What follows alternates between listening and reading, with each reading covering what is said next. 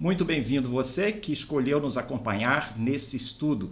Seguimos com a nossa série sobre o livro de Êxodo e hoje abordaremos os capítulos 2 e 3. Importante você ter em mãos a sua Bíblia, porque juntos leremos algumas passagens que usaremos como base para o nosso estudo de hoje.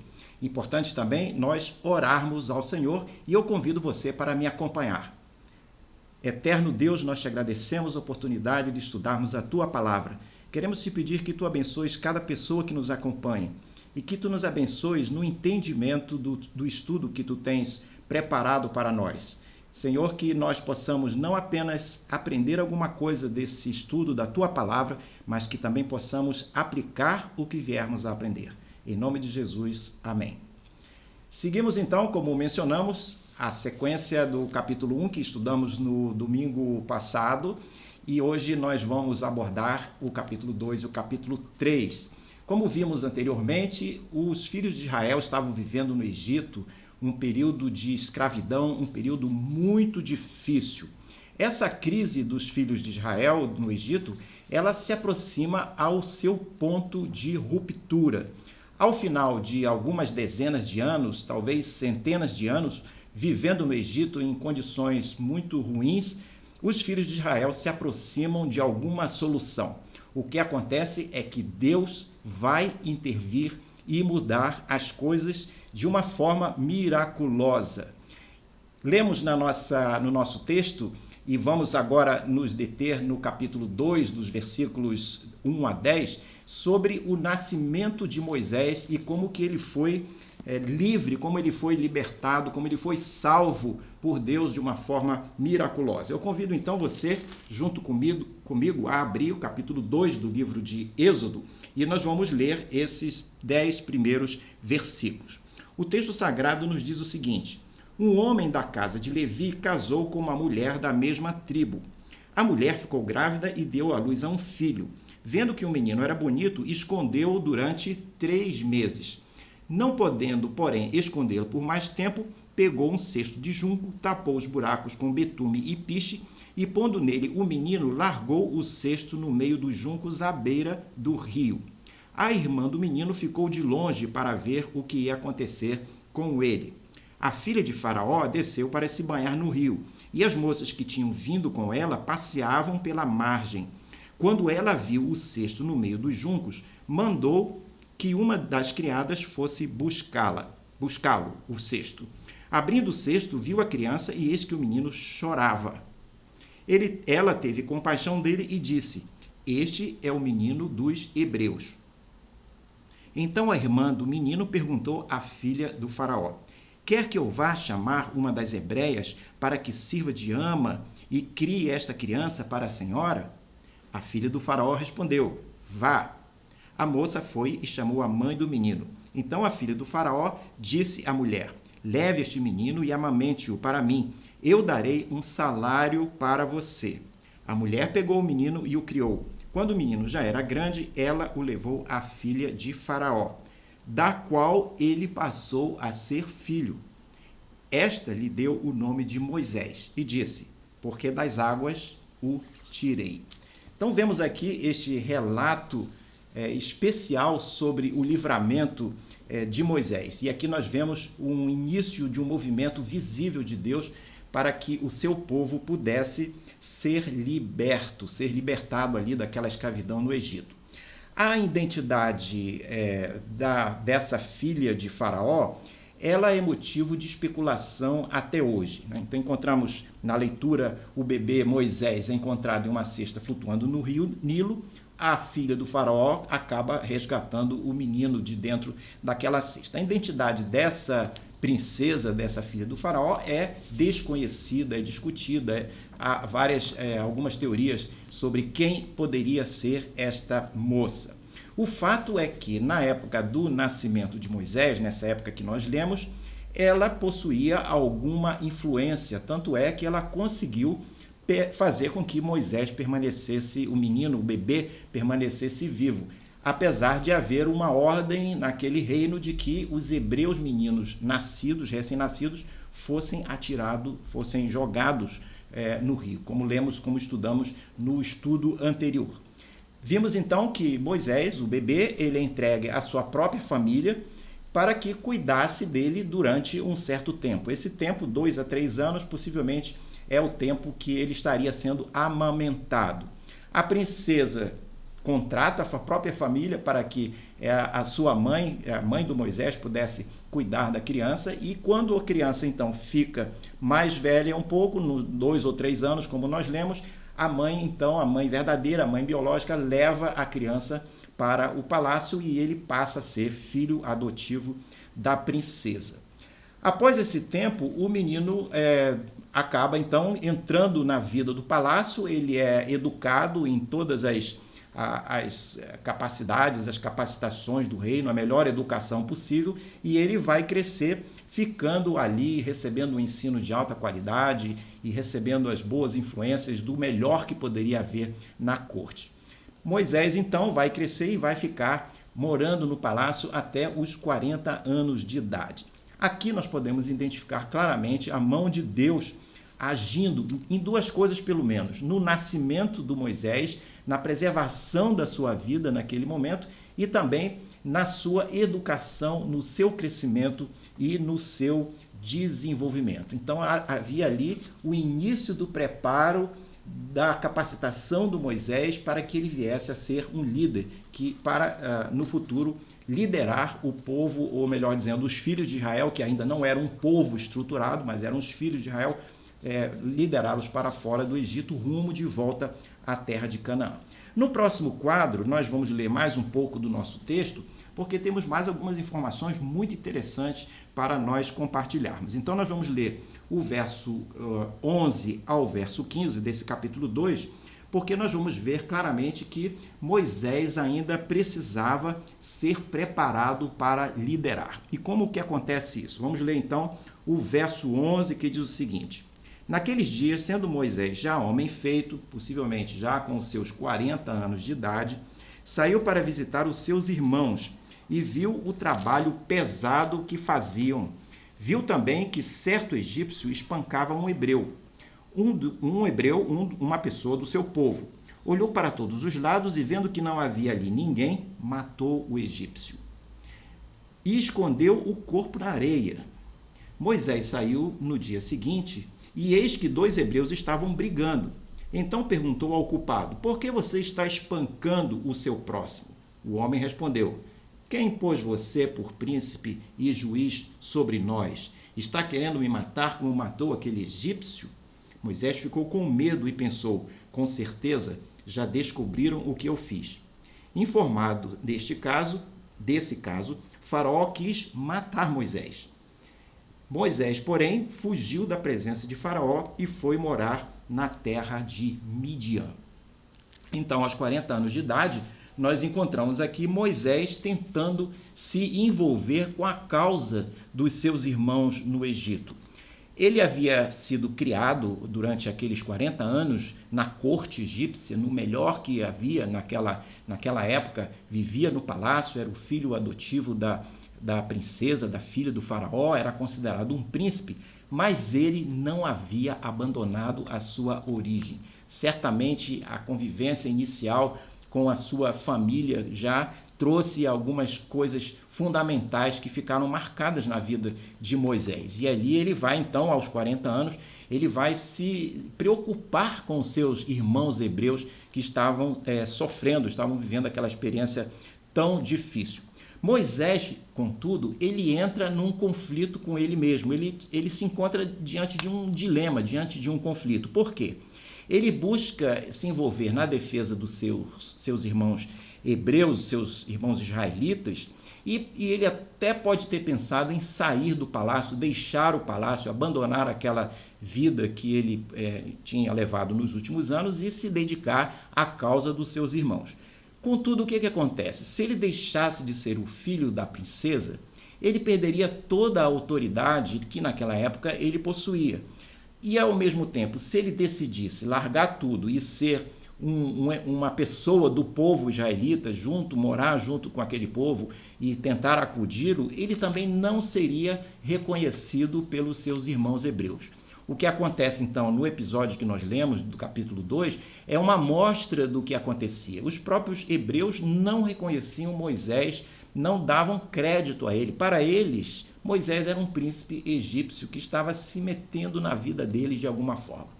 Quando nós lemos lá em Atos, tem um texto muito interessante, eu convido você para ler depois, Atos capítulo 7, versos 23 a 29, há um comentário sobre essa questão dos irmãos de sangue, né, os irmãos israelitas, não reconhecerem a autoridade de Moisés, o que trazia um problema, porque se Moisés se propunha a ajudá-los, a liderar, mas não era reconhecido, aquilo era uma barreira para que ele pudesse seguir com seu plano.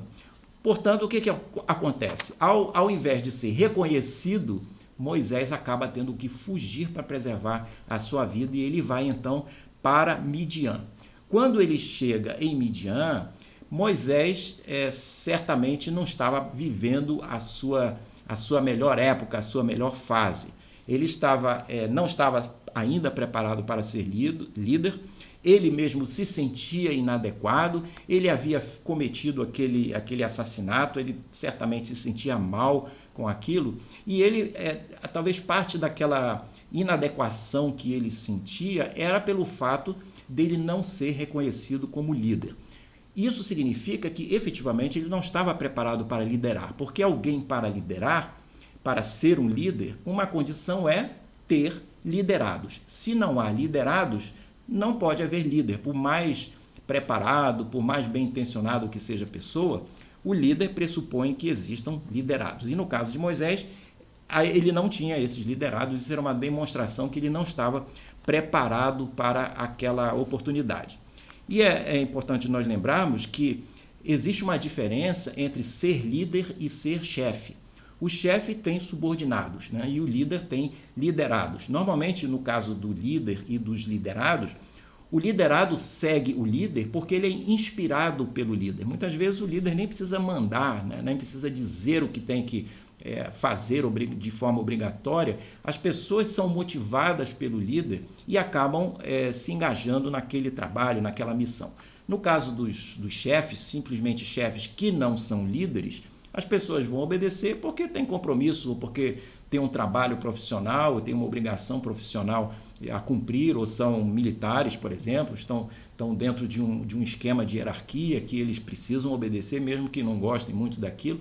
Mas a questão da liderança pressupõe ter algumas qualidades, entre elas inspirar, entre elas ter um caráter que possa ser olhado, possa ser admirado, possa ser reconhecido. E Moisés não havia tido oportunidade ainda de expressar isso, de desenvolver isso. Ele talvez nem mesmo tivesse pensado muito sobre essa questão.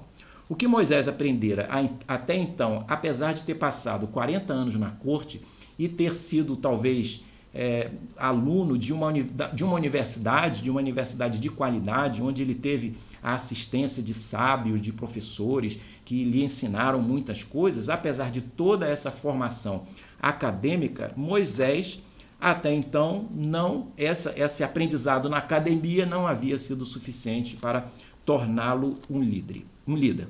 Para que ele efetivamente se tornasse um líder, ele teria que se capacitar.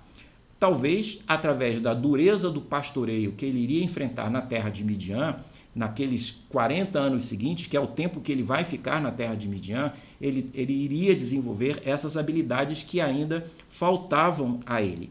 Naquele momento, então, que Moisés chega à terra de Midian, ele não estava, talvez, mais pensando em liderança. Ele estava tão, talvez, frustrado, tão entristecido, que ele não estava mais, possivelmente, não estava mais pensando nessa questão.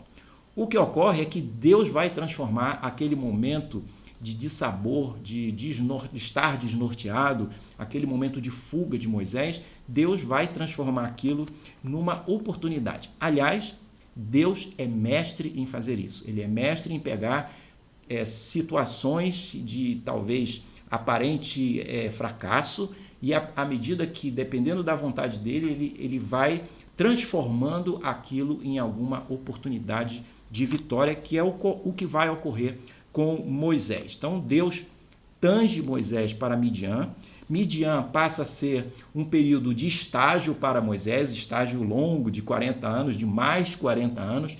Ele havia tido 40 anos de aprendizado na corte, agora ele vai ter 40 anos de aprendizado no campo, enfrentando situações novas que haveriam de dar condição a ele.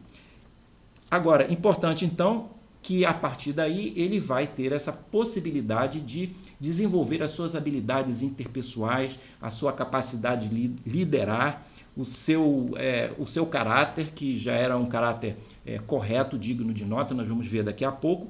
Ele vai desenvolver novas atitudes, ele passa a ser uma pessoa que de alguma forma iria inspirar pessoas a segui-lo. Se a pessoa é um crente, além dessas qualidades que nós mencionamos de liderança, de habilidades interpessoais, comunicar-se e ter um caráter que seja observável e etc. e tal, é importante que o crente esteja alinhado com a vontade de Deus. No próximo quadro, nós leremos mais alguns versículos. Nós temos ainda em Êxodo 2, já no verso 16, nós encontramos Moisés chegando a Midian. Aliás, no finalzinho do verso 15 que nós lemos, a última parte do verso 15 diz que no verso ele foi morar na terra de Midian, e lá nós lemos o seguinte: chegando lá, sentou-se junto a um poço. Isso é o verso 15, finalzinho do verso 15. No verso 16, nós então lemos o seguinte: o sacerdote de Midian tinha 7 filhas, as quais vieram tirar água e encheram os bebedouros para dar de beber ao rebanho do seu pai. Então vieram os pastores e as expulsaram dali. Moisés, porém, se levantou e as defendeu, e deu de beber ao rebanho. Quando elas voltaram para junto de Reuel, seu pai, o pai das 7 moças, este lhes perguntou: por que vocês vieram mais cedo hoje? Elas responderam: um egípcio nos livrou das mãos dos pastores. Olha a percepção delas. Perceberam Moisés como um egípcio, talvez pela sua vestimenta, da sua roupa. Então elas dizem: um egípcio nos livrou das mãos dos pastores e ainda nos tirou água e deu de beber ao rebanho. Então Reuel disse às filhas: e onde está ele? Por que vocês o deixaram lá? Chamem o homem para que venha comer conosco. Moisés então consentiu em morar com aquele homem, e ele deu a Moisés sua filha, Zípora. Então nós vemos aqui que este encontro foi um divisor de águas, foi um encontro importantíssimo. Quando Moisés chega a Midian, ele também, já como eu mencionei, já estava talvez desalentado de uma série de coisas ruins que haviam acontecido com ele, mas essa experiência inicial faz toda a diferença na vida dele, no desenvolvimento da vida dele. Então, à beira do poço, ele defende as moças, e aquilo faz com que o seu caráter seja colocado à prova e seja visível, porque ele faz valer os direitos das moças, defende as moças e procura com isso ajudá-las. Narrativas bíblicas, aprendemos então, narrativas bíblicas à beira de um poço tendem a mostrar o caráter das pessoas, que foi o que aconteceu com Moisés. Assim como muitas vezes, fazendo um paralelo com narrativas à beira do poço, assim como muitas vezes mostram o nosso caráter quando nós estamos na fila do banco ou na fila do supermercado, não é verdade? Então, nesse caso, Moisés vai mostrar algo do seu caráter. Ele é alguém preocupado com injustiças, ele não consegue ficar quieto quando ele vê as moças sendo injustiçadas, ele vai então reagir, e com isso ele demonstra sua disposição e seu impulso, o seu sentimento de procurar atender a necessidade das outras pessoas. Eram elementos de um caráter valioso para o que Deus pretendia que ele fosse, né? Então, efetivamente, Moisés transportava junto com ele, carregava junto com ele essas questões, essas características positivas de caráter. Então nós vemos que, em decorrência disso, ele acaba ficando lá, casa com a moça, casa com a Zípora, e fica os próximos 40 anos. Moisés, então, se casa, como nós mencionamos, passa 40 anos naquela terra, ajudando o seu sogro, de nome Reuel ou Jetro, é outro nome que nós encontramos na Bíblia para a mesma pessoa. E o interessante é que Jetro ou Reuel, ele era um sacerdote midianita. não sabemos exatamente a que divindades ele prestava culto. O fato é que quando nós lemos lá na frente, Êxodo 18, quando leremos em estudos posteriores, lá no verso 11 do capítulo 18, Jetro declara uma coisa muito interessante. Ele diz: agora sei que o Senhor é maior do que todos os deuses. O que mostra que Moisés influenciou Jetro naquilo que era referente à vida religiosa. E Jetro era um midianita, e os midianitas eles eram descendentes de Abraão. Então, de alguma forma, Jetro conhecia Javé, mas aqui, neste relato, nós vemos que ele efetivamente se aproxima mais e passa a reconhecer Javé como o Deus verdadeiro. Nesse tempo, Moisés deve ter desenvolvido o seu lado religioso, nesse tempo em que ele passou, esses 40 anos que ele passou lá em Midian. Deus o convocaria, nós vamos ver lá agora no capítulo 3, Deus chamando Moisés para aquela missão, mas durante esses 40 anos, Deus vai usar a estadia de Moisés em Midian para completar o seu preparo. Aquele preparo acadêmico que ele teve durante 40 anos, agora vai ser aperfeiçoado por Deus durante esses 40 anos em Midian. Então, como nós mencionamos, Midian acaba sendo um estágio prático para Moisés nesses anos seguintes após a sua chegada, e Moisés então vai aprender a liderar, vai aprender a administrar e vai aprender a escrita e vai aprender a escrever. Ele possivelmente já sabia escrever, mas ele vai se aprofundar na arte de escrever, porque Moisés será o autor humano do Pentateuco, dos 5 livros, primeiros livros da Bíblia.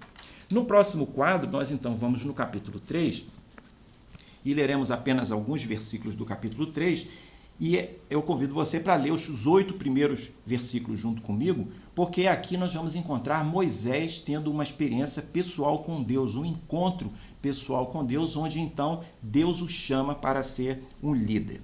Então, no capítulo 3, versos 1 a 8, nós lemos o seguinte: Moisés apacentava o rebanho de Jetro, o seu sogro, sacerdote de Midian, e levando o rebanho para o lado oeste do deserto, chegou a Horebe, o monte de Deus. Ali o anjo do Senhor lhe apareceu numa chama de fogo, no meio de uma sarça. Sarça é um arbusto de espinhos, cheio de espinhos, muito característico daquela região. Moisés olhou e eis que a sarça estava em chamas, mas não se consumia. Então disse consigo mesmo: vou até lá para ver essa grande maravilha, porque a sarça não se queima. Quando o Senhor viu que ele se aproximava para ver, Deus, no meio da sarça, o chamou e disse: Moisés, Moisés. E ele respondeu: eis-me aqui. Deus continuou: não se aproxime, tire as sandálias dos pés, porque o lugar em que você está é terra santa. Disse mais: eu sou o Deus do seu pai, o Deus de Abraão, o Deus de Isaque e o Deus de Jacó.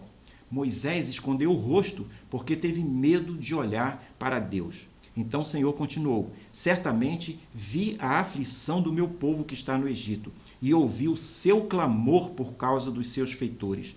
Conheço o sofrimento do meu povo, por isso desci a fim de livrá-lo das mãos dos egípcios, e para fazê-lo sair daquela terra, e levá-lo para uma terra boa e ampla, terra que mana leite e mel. Então esse é o primeiro contato marcante de Moisés com Javé, de Moisés com Deus lá em cima do Monte Horebe, que também é chamado Monte Sinai. Então, o que ocorre é que, à procura de um pasto, porque Moisés estava com o rebanho do seu sogro, possivelmente um dos rebanhos que o sogro possuía, ele vai procurar um pasto diferente, vai procurar um local diferente, e ele acaba então indo até esse lugar, esse Monte Horebe, e lá ele tem essa experiência e tem a oportunidade de reconhecer a presença de Deus falando com ele, o chamando 2 vezes e conversando com ele. Moisés não tinha ideia, quando ele foi para aquele lugar levando o seu rebanho, ou o rebanho do seu sogro, melhor dizendo, Moisés não tinha ideia que nesse local ele iria estar cara a cara com Deus, o que efetivamente acontece. Talvez na vida de Moisés ele estava pastoreando, fazendo seus estudos, ele estava na sua zona de conforto, ele já estava ali naquele período terminando os seus 40 anos em Midian, já estava talvez com 80 anos de idade, e ele possivelmente já estava pensando em se aposentar e não se preocupar com mais nada, né? O que ocorre é que alguma coisa chama a atenção de Moisés, aquela planta, aquele arbusto espinhento, aquela sarça que se queimava e não se consumia, e Moisés vai perceber que ali havia uma manifestação de Deus, e ele vai responder. Isso fica mais claro, especialmente quando o relato bíblico fala que Deus chama Moisés. Moisés, Moisés, e Moisés vai responder. Deus então vai conversar com Moisés e ele vai estabelecer o início, né, nesse contato com Moisés. Deus estabelece uma série de medidas que podemos dizer que é o início, não o início, que o início talvez tenha sido quando Moisés foi livrado lá do rio Nilo e Deus preparou todo esses anos subsequentes, mas o início talvez da sua movimentação mais visível. Os próprios filhos de Israel iriam perceber a manifestação de Deus a partir de então.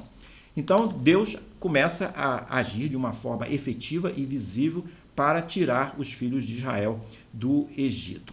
E ele, então, aquelas duas figuras, o fogo representa a sua santidade e aquilo também, as suas palavras mostram a compaixão que Deus sente pelo seu povo que estava em sofrimento. Deus é alguém, uma coisa que nós podemos tirar como lição dessa parte do estudo, Deus é alguém que chama pessoas para participarem de seus planos. Deus tinha um plano que era libertar os filhos de Israel do Egito, e ele vai chamar Moisés para participar desse plano.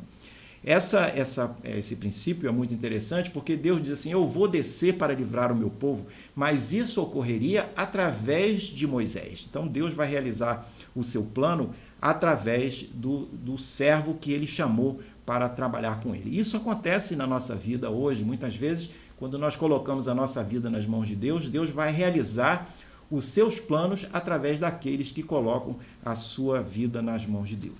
No próximo quadro, nós seguimos mais um pouco, vamos ler apenas mais 2 versículos, o versículo 9 e 10 do capítulo 3, porque temos mais um resumo do que Deus declara de mais importante para Moisés. Depois há outras declarações também até o final do capítulo 3, que nós não vamos ler todo aqui, eu deixo como sugestão para você ler pessoalmente depois o restante do capítulo 3, mas aqui nós destacamos esses 2 versos 9 e 10, porque Deus diz o seguinte: pois o clamor dos filhos de Israel chegou até mim, e também vejo a opressão com que os egípcios estão oprimindo. No verso 10, ele diz: agora venha, e eu o enviarei a Faraó para que você tire do Egito o meu povo, os filhos de Israel. Então nós vimos que Deus se identifica e instrui Moisés a fazer 3 coisas, conforme o relato que nós encontramos nesse pedacinho que nós lemos e nos versículos subsequentes desse capítulo 3. As 3 coisas que Deus instrui a Moisés aparecem aí no quadro que você está vendo. A primeira era voltar ao Egito. Então Moisés deveria voltar ao Egito, se reunir com os principais dos filhos de Israel, e ali ele iria manifestar o seu chamado e iria mostrar, né, demonstrar, melhor dizendo, que ele estava ali por conta de um chamado de Deus. Ele iria autenticar sua liderança frente ao povo, e o povo certamente, os filhos de Israel, certamente o reconheceriam como líder, aí sim preparado por Deus para exercer essa liderança. A segunda coisa que Deus instrui Moisés era comparecer à presença de Faraó. Olha, isso talvez seria a coisa mais difícil. Moisés não tinha problema de entrar no palácio. O fato de ter morado ali durante 40 anos, desde criança, ele possivelmente conhecia todas as entradas secretas e as saídas secretas do palácio, sabia onde é que ficava o quarto do faraó, todos os ambientes que havia dentro do palácio, ele conhecia tudo. Então, passar a entrar dentro do palácio era a parte mais fácil. Ele talvez pudesse até ter caminhos que não passavam pela segurança, era muito fácil. O difícil era ficar na presença de Faraó, olhar para o Faraó e dizer para ele o seguinte: eu vim aqui porque Deus me mandou declarar ao Senhor que ele vai tirar os filhos de Israel do Egito e levá-los de volta para Canaã. Essa era a parte mais difícil que Moisés teria que enfrentar dentre esses 3 pontos, dentre essas 3 missões que Deus deu a ele. E ele efetivamente vai fazer, lá na frente nós teremos oportunidade de detalhar um pouco mais sobre isso. A terceira instrução que Deus dá a Moisés era liderar o povo em uma coleta de valores. Coleta no sentido de arrecadação de valores. E efetivamente eles vão fazer isso. E por que arrecadar valores? Ora, o povo iria viajar durante um bom tempo e para a viagem eles precisavam de recursos. E essa arrecadação de valores e de bens tinha isso como objetivo. Então Moisés se equipa, porque ele já de pronto tem 3 pontos importantes a cumprir de acordo com o que Deus lhe estabelece a ele, né? O que se segue naquele encontro é um debate entre Moisés e Deus, que é o texto que eu convido você para ler depois, que nós não temos o tempo suficiente para elaborar em cima dessa parte de texto, mas o que nós vamos encontrar nessa parte final do capítulo 3 é Moisés levantando uma série de perguntas e dúvidas a Deus.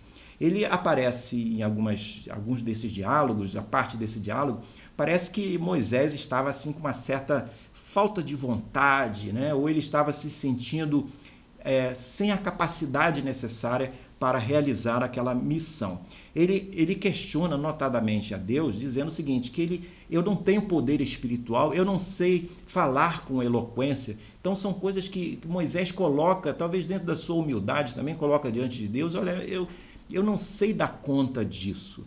Após 40 anos cuidando dos rebanhos, né, do seu genro lá em Midian, agora com 80 anos, ele, como mencionei, ele talvez estivesse meio desanimado dentro daquela perspectiva, eu vou me aposentar, isso é um trabalho que vai ser muito desafiante para mim, etc.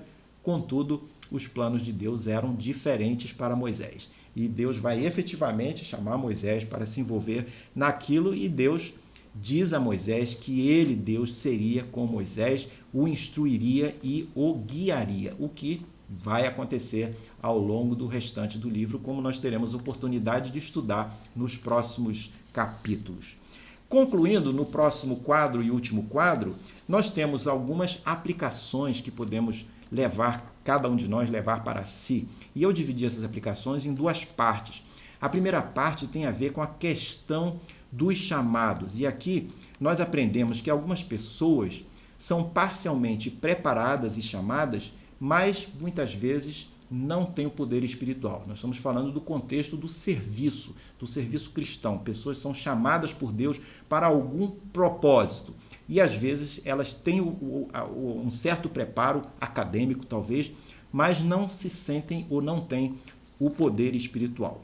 Algumas vezes podem ter boas qualificações, mas vai faltar o tal do poder espiritual para realizar a obra, da mesma forma que Moisés se sentia. Ele se sentia sem este poder espiritual. E o que é preciso para o crente se engajar e ter este poder, né, e conseguir realizar o trabalho que ele precisa? Para o crente se engajar, será necessário 3 coisas, que nós vemos aqui no nosso quadro: disposição, tempo e capacitação. Essas 3 coisas são como aquele tamborete de 3 pernas. Se você tira uma perna, o tamborete cai, porque ele não consegue ficar em pé apenas com 2 pernas. Então, se você tem, por exemplo, capacitação e disposição para responder um chamado de Deus, mas você não tem tempo, você acha que não tem tempo, não funciona, a coisa não vai funcionar. Você pode ter capacitação e disposição, mas não tem tempo, não vai poder produzir nada. Por outro lado, se você tem, por exemplo, disposição e tempo, mas não tem capacitação, a coisa também não vai funcionar. E aí, como é que nós podemos resolver isso? O fato é que disposição e tempo, normalmente, é uma questão de vontade. Você define que você vai ser disponível e você organiza a sua vida para você ter o tempo. Então, ter disposição e ter tempo está dentro do seu controle. A capacitação talvez seja mais difícil. Como proceder, então, com a questão da capacitação? Especialmente se você, diante de um chamado, você não se sentir capacitado. A primeira coisa é que você deve colocar tudo isso nas mãos de Deus. Começando com a sua vontade, começando com a sua disposição, começando a colocar um pouco de tempo que você tenha, mesmo seja pouco. Coloque nas mãos de Deus o pouco que você tem, seja de disposição, seja de tempo. Deverá colocar também a sua capacitação pessoal, mesmo que ela seja pequena. O que você tiver, você coloca na mão de Deus. E o que faltar, Deus vai resolver. Ou ele vai lhe capacitar naquilo que está faltando, ou ele vai ajustar os desafios de capacitação para a capacitação que você tem. Ou ele vai chamar outra pessoa para se juntar a você e trazer uma capacitação que você não tem para aquela missão. Então, você e a outra pessoa, juntas, de forma complementar, terão condições de realizar aquele propósito de Deus. Então, Deus vai realizar o que ele pretende fazer, vai realizar o seu plano através de você, dentro dessas 3 características: o seu tempo, a sua disposição e a sua capacitação, que em última instância será trazida, será reforçada pelo que Deus colocar na sua mão. O que levou aí uma outra parte da nossa conclusão, que eu gostaria de chamar a sua atenção, é uma pergunta: o que levou Deus a intervir na crise nesse momento? Por que exatamente nesse momento? Essa crise do povo, dos filhos de Israel lá no Egito, estava durando muito tempo. Por que Deus não interviu antes? Por que aquele momento? É o momento de Deus. Nós não sabemos por que exatamente, mas o momento em que Deus tende a escolher para agir é algo da competência dele. Não nos cabe dizer: Deus, você tinha que ter agido antes ou depois. Deus é que sabe o momento adequado. Mas nós podemos analisar juntos aqui qual foi o gatilho, o que levou Deus a agir exatamente nestes momentos em que nós estudamos aqui. E nós vamos ver que, possivelmente, o que levou Deus a agir foram 2 coisas. 2 coisas bastante práticas para a nossa vida, para a minha vida, para a sua vida. Por isso que eu chamo a sua atenção nesta parte final, para nós aprendermos alguma coisa sobre o momento de Deus. Deus diz a Moisés, a primeira coisa, 2 coisas para aprender, né? Para entender por que Deus usou, por que Deus definiu entrar nesse momento para mudar e chegar ao fim da crise. O primeiro motivo é que Deus diz a Moisés, que ele estava vendo a opressão do povo, como nós lemos. Ele diz assim: eu conheço as aflições deles. Ele diz: eu estou vendo o que está acontecendo. É o que Deus declara. Deus decide agir porque a opressão estava visível, estava acontecendo, a opressão precisava parar e Deus entendeu que era aquele momento. Mas o ponto aqui é que Deus estava vendo. Isso significa que Deus está atento às coisas que acontecem com a gente, sejam boas ou sejam ruins. Agora vamos ao segundo momento e eu convido você para ler esse versículo que está aí na tela da sua tela, né? O versículo 9 do capítulo 3. Ele diz claramente: pois o clamor dos filhos de Israel chegou até mim, e também vejo a opressão com que os egípcios os estão oprimindo. Pode-se presumir dessa expressão que o povo estava fazendo alguma coisa para que o clamor subisse até Deus. O que é que nós fazemos, que nós clamamos, que sobe até Deus? São as nossas orações. Possivelmente o que estava acontecendo aqui é que alguém ou muitos dos filhos de Israel estavam orando a Deus, estavam clamando a Deus para que aquilo fosse resolvido. Então Deus escuta aquelas orações. Deus estava vendo, mas ele também estava escutando o clamor do seu povo. E isso nos ajuda a entender que muitas vezes, como Deus é onipresente e onisciente, ele sabe dos nossos sofrimentos, sabe das nossas tempestades, mas há uma diferença.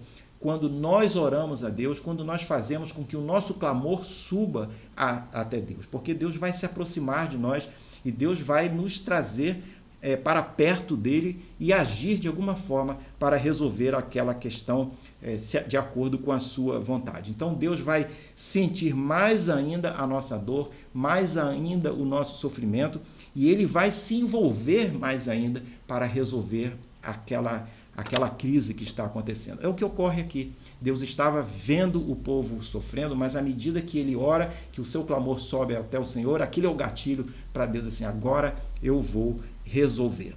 O Senhor sempre está presente, ele sempre conhece os nossos labores, as nossas dificuldades, as nossas adversidades.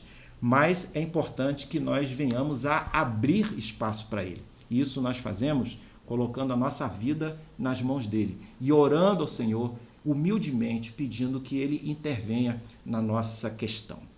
Ficamos por hoje nesse ponto. Espero que você tenha gostado desse estudo. Fale dele se gostou para os seus amigos. No próximo quadro, nós vamos ver o plano de estudos sobre o livro de Êxodo que nós temos para todo esse trimestre e espero encontrá-lo numa próxima oportunidade. Fica aqui o meu grande abraço.